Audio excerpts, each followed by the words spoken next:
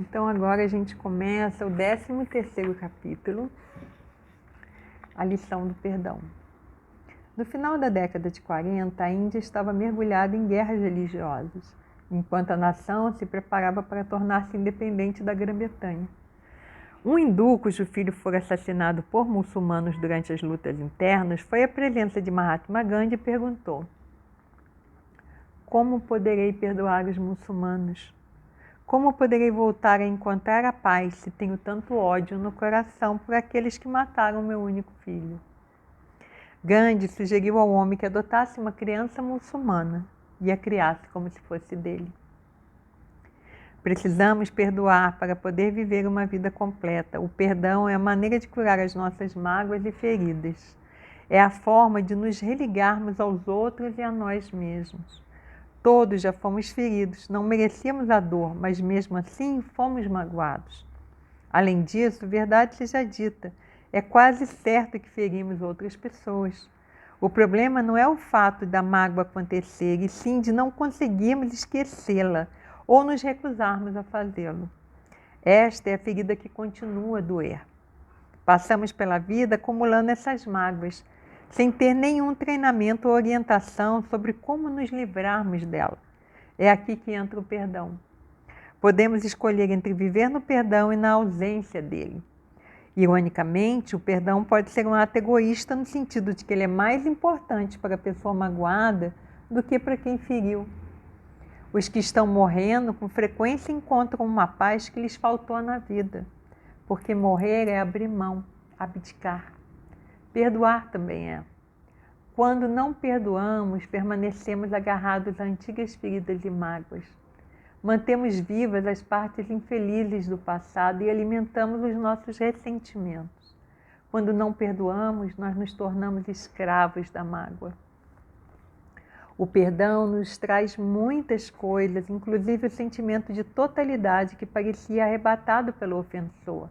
Ele nos confere a liberdade de ser novamente quem somos.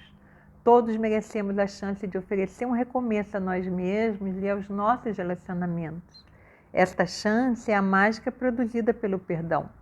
Quando perdoamos os outros ou nós mesmos, somos devolvidos a um estado de graça.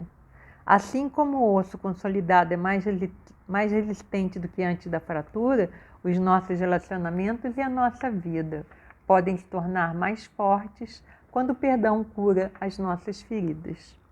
Os que estão à beira da morte nos ensinam muito a respeito do que é o verdadeiro perdão. Eles não pensam, eu estava coberto de razão e por isso consigo ver como você estava errado. Na minha grandeza vou perdoar você. Em vez disso, eles pensam, você cometeu erros e eu também. Quem não os cometeu? Mas eu não quero mais definir você em função dos seus erros e nem ser definido pelos meus. Existem muitos bloqueios que dificultam ou impedem o perdão. O principal é o sentimento de que ao perdoar estamos justificando o comportamento de quem nos feriu. Mas perdoar não é dizer o fato de você ter me magoado é aceitável. Significa que estamos abrindo mão da mágoa em nosso próprio benefício. Quando percebemos que o fato de nos agarrarmos ao ressentimento nos obriga a viver infelizes. As pessoas que relutam em perdoar precisam se lembrar que só estão punindo a si mesmas. Perdoar não significa deixar as pessoas pisarem em nós. O perdão diz respeito à caridade no melhor sentido da palavra. Quando perdoamos, nós nos lembramos que a pessoa não estava no seu melhor momento quando nos magoou. Nos lembramos que ela é mais do que os seus erros. Ela é humana, comete erros e já foi ferida, exatamente como nós fomos. Fundamentalmente, o perdão acontece dentro de nós. Não temos que perdoar o comportamento que nos feriu. Precisamos apenas perdoar a pessoa. O desejo de vingança é outro bloqueio ao perdão. No entanto, vingar-se só nos oferece um sentimento temporário de alívio ou satisfação. Depois, nós nos sentimos culpados e diminuídos por termos adotado um comportamento que considerávamos errado. Para que a pessoa que nos feriu saiba o quanto estamos magoados, nos lançamos ao ataque. Mas em vez de nos aliviar, A vingança nos faz sofrer ainda mais. Não há nada de errado em demonstrar que estamos magoados, mas acho importante repetir que a mágoa se transforma em autopunição quando nos agarramos a ela. Pode ser difícil perdoar, às vezes é mais fácil tentar ignorar a situação. Muitas vezes sentimos o anseio de perdoar, mas o protelamos, permitindo passivamente que o fluxo de tormento corroa a nossa vida, a nossa alegria e felicidade. Às vezes só percebemos que não queremos viver dessa maneira quando a nossa vida enfrenta um desafio, quando nos damos conta de que talvez não tenhamos toda a eternidade para corrigir as coisas. O perdão nos impede de avançar. Com frequência, é mais fácil culpar alguém do que reparar um relacionamento. Quando mantemos os olhos fixos nos erros da pessoa, não precisamos olhar para nós mesmos e para os nossos problemas. Quando perdoamos, recuperamos o poder de viver e florescer, superando o incidente que nos ofendeu. Viver com a ferida faz de nós vítimas perpétuas. No perdão, transcendemos a mágoa. Não temos que ser permanentemente feridos por ninguém ou por nada, muito menos por nós mesmos. Essa percepção encerra um grande poder. Quando éramos crianças e éramos feridos ou magoávamos outra pessoa, alguém em geral dizia ou nos ensinava a dizer desculpe. Hoje que somos adultos, essas desculpas não acontecem com tanta frequência. E às vezes, quando as recebemos, achamos que não são suficientes. Quando as crianças cometem transgressões, somos capazes de enxergar o medo, a confusão e a ignorância que provocaram o erro. Nós as vemos como seres humanos. No entanto, na idade adulta, temos a tendência de confundir aqueles que nos magoam com o ato que praticaram. Reduzimos essas pessoas exclusivamente à dor que nos causaram. O primeiro passo do perdão é vê-las novamente como seres humanos. Elas cometem erros, às vezes são fracas, insensíveis, confusas e sofrem. Elas são defeituosas, frágeis, solitárias, carentes e emocionalmente imperfeitas. Em outras palavras, são exatamente como nós. Elas são almas em uma jornada repleta de altos e baixos. Quando conseguimos reconhecer que as pessoas são humanas, podemos começar a perdoá-las tomando consciência da nossa raiva. Em seguida, precisamos nos livrar da energia da raiva, batendo contra um travesseiro, gritando numa praia deserta, desabafando nosso sentimento com um amigo em quem confiamos ou fazendo qualquer coisa capaz de expulsar a raiva. Encontraremos então a tristeza, a dor, o ódio e a mágoa que estava debaixo da raiva. Não negue esses sentimentos, experimente-os plenamente. Depois vem a parte mais difícil, abdicar deles. O perdão não diz respeito às pessoas que magoaram você, não se preocupe com elas. O que elas fizeram provavelmente estava mais relacionado com elas mesmas e com os problemas dela do que conosco. Quando nos desapegamos delas, nós encontramos a liberdade. Todo mundo tem que lidar com problemas e o que realmente nos interessa é a nossa paz de espírito e a nossa felicidade. Agora vem um trechinho do David Kidler. Às vezes parece impossível perdoar porque o ato praticado foi ofensivo demais. Nesse caso, Elizabeth Mann poderia nos ensinar muitas lições a respeito da tolerância, do amor, da raiva e do perdão. Elizabeth tem motivos para ter raiva de muita coisa. Quando era adolescente, ela e a família foram enviadas pelos nazistas para Auschwitz, um campo de concentração onde a expectativa de vida era breve. Pouco depois de chegar lá, ela perguntou a um guarda onde estava o resto de sua família. Ele apontou para a fumaça que saía de uma grande chaminé e disse: "É ali que eles estão." Depois que o campo foi liberado por soldados aliados, Elizabeth se viu na Dinamarca, esperando um trem para a Suécia. Havia outros sobreviventes com ela, mas a sua família estava morta. Uma enfermeira apareceu acompanhada de 2 mulheres e um homem, dizendo que eles também eram sobreviventes de campos de concentração. Desconfiei disso, pois eles carregavam malas. Ninguém saído de um campo possuía qualquer bagagem, nem mesmo uma peça de roupa adicional. As 2 mulheres e o homem começaram a fazer perguntas a respeito do campo do qual tínhamos vindo e de como tínhamos ido parar ali. Os meus companheiros sobreviventes contaram a sua história. Na manhã seguinte, o trem que ia nos levar para a Suécia chegou. Fui colocado em um compartimento com as 2 mulheres que tinham feito as perguntas e mais 3 outras. Não havia muito espaço no vagão, principalmente por causa das malas que as 2 mulheres tinham trazido. Elas se sentaram no chão e as outras 3 em um banco. E eu subi para o lugar onde normalmente as pessoas colocavam a bagagem. Naquela noite, quando elas acharam que todos estavam dormindo, ouvi um barulho. Ao olhar para baixo, vi que as 2 mulheres tinham aberto uma das malas e dentro havia fotos de pessoa vestindo o uniforme da SS. As mulheres rasgavam as fotografias e atiravam os pedaços pela janela. É preciso que você entenda que nenhum prisioneiro de um campo de concentração teria em seu poder foto dos guardas. Alguns funcionários entraram no trem em uma das paradas e nos fizeram perguntas. Quando perguntaram às 2 mulheres e ao homem onde tinham estado, em que campo, etc., eles repetiram as histórias que tinham ouvido na véspera. Eu podia ter dito alguma coisa, mas me sentia imensamente feliz porque a guerra tinha acabado. Estava convencida de que cada alma tinha aprendido uma lição com a guerra. Achei que a minha função não era punir aquelas pessoas. Se Deus quisesse puni-las, Ele o fará. Nunca mais as vi depois que chegamos à Suécia. Minha intenção não foi justificar o que aquelas pessoas tinham feito.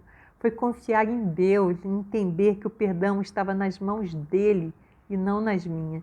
Não cabia a mim decidir o destino delas. Tendo em vista todas as pessoas que tinham morrido, meu irmãozinho, meus pais, era impossível para mim dizer tudo bem, não tem importância. Percebi, no entanto, que era importante para mim não alimentar qualquer desejo de vingança no coração. Eu me lembro que no campo, todas as manhãs, passávamos por uma padaria quando nos levavam para limpar as ruas. Estávamos sempre com fome e o aroma do pão recém-assado chegava até nós. Costumávamos dizer, quando ficarmos livres, vamos correr para a padaria e comer todo o pão. Nunca dissemos que iríamos avançar em direção à padaria e matar o padeiro. A maioria das coisas na nossa vida não é tão horrível quanto o que aconteceu durante o Holocausto. Ainda assim, existem coisas que sentimos e não devemos perdoar. Quando isso acontecer, podemos dizer como Elizabeth Mann, entregar a situação a Deus. Apesar de jovem, sozinha e terrivelmente vulnerável, ela reconheceu que cabia a Deus julgar, se essa fosse a vontade dele. Em outras situações, verdadeiramente queremos perdoar, mas simplesmente não conseguimos fazer isso. Nesses casos, é proveitoso pedir ajuda. Meu Deus, eu gostaria de perdoar, mas não consigo. Por favor, me ajude. E agora vem um trechinho da doutora Elizabeth. Por mais que possamos desejar ser sempre capazes de praticar o perdão, a tarefa é desanimadora. Enquanto formos humanos, pode ser impossível perdoar todas as pessoas por cada coisa que elas nos fizeram. Percebo que existem coisas na minha vida que estou tendo dificuldade em perdoar. E não haverá problema se eu não tiver perdoado cada pequena coisa na hora da minha morte, porque não faço questão de morrer como santa. Sou um ser humano comum que se esforça para crescer, mas que é cheio de limites. Quando eu ainda estava muito doente e dependente, contratei ajudantes de enfermagens para me ajudar. Reparei que eles levavam para fora o que pareciam ser grandes sacos plásticos, cheios de lixo todos os dias. Eu estava presa ao leito, mas pensei, não tenho esse lixo todo. Quando os interpelei, eles responderam que estavam apenas retirando o lixo. Somente depois, quando fui capaz de me locomover um pouco mais, percebi que eles vinham me roubando todos os dias. Tinham levado não apenas coisas de valor, como também as poucas lembranças que restaram quando a minha última casa pegou fogo. Meu coração é resistente, de modo que não tive um infarto. Eu deveria perdoar, mas não quero, ainda não. Não estou nem mesmo me esforçando para isso. É óbvio que ainda não estou pronta. Com frequência, a pessoa que precisamos perdoar somos nós mesmos. Temos que nos perdoar pelo que fizemos e pelo que deixamos de fazer. Sempre que acharmos que cometemos um erro, devemos nos perdoar. Se sentirmos que não aprendemos uma lição, precisamos nos perdoar por não ter aprendido. Perdoar não é acusar, mas compreender os motivos que nos levaram a cometer aquilo que percebemos como erro ou ofensa a alguém e aprender com a experiência. Agora o David Kistler. Elizabeth Mann ainda precisa se perdoar diariamente pelas trágicas situações em que foi lançada ainda tão jovem. Quando ela e sua família chegaram a Auschwitz, ficaram diante de soldados armados que perguntaram a ela quantos anos tinha o seu irmão. Ela disse que ele tinha 13 anos e acrescentou com orgulho que, de acordo com a tradição judaica, ele agora era um mitzvah, um homem. Ao perceber que os homens eram imediatamente enviados para a câmara de gás, enquanto as crianças eram poupadas, ela achou que o seu comentário tinha condenado seu irmão à morte. Se eu tivesse dito que ele era o mais jovem, talvez meu irmão estivesse vivo até hoje. Se eu tivesse ficado quieta, talvez não o tivesse matado. Frequentemente sinto que o enviei para a morte. Até hoje, Elizabeth sente saudade do irmão mais jovem e se pergunta, e se? Ela precisa continuar a procurar o perdão no coração para essa culpa gerada por um ato pelo qual a criança que ela era não podia ser responsável. A maioria de nós não precisa lidar com questões tão sérias quanto as de Elizabeth Mann, mas nós nos consideramos frequentemente inadequados ou mesmo maus. Uma maneira de nos perdoarmos é compreendendo que a nossa ignorância ou imaturidade não nos oferecia outra alternativa. Ninguém decide, este será um grande erro que eu vou cometer. Ou, vou fazer isso porque vou me sentir muito mal por ter magoado ou prejudicado alguém. No momento, achamos que estávamos fazendo a coisa certa e é por esse motivo que precisamos nos perdoar.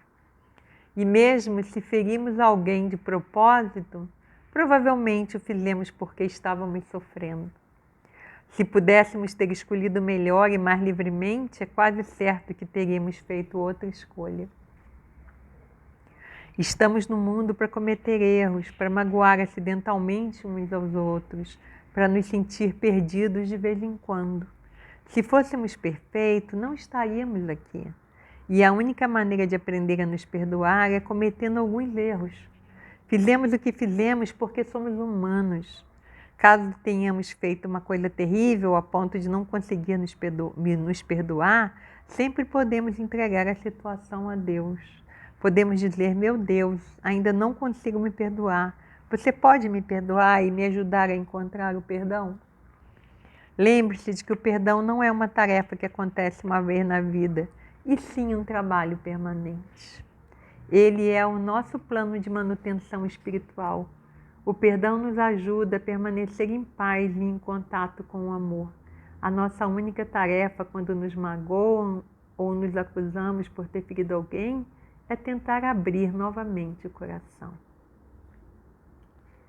E assim acaba a lição do perdão e a próxima lição é a lição da felicidade, o 14º capítulo.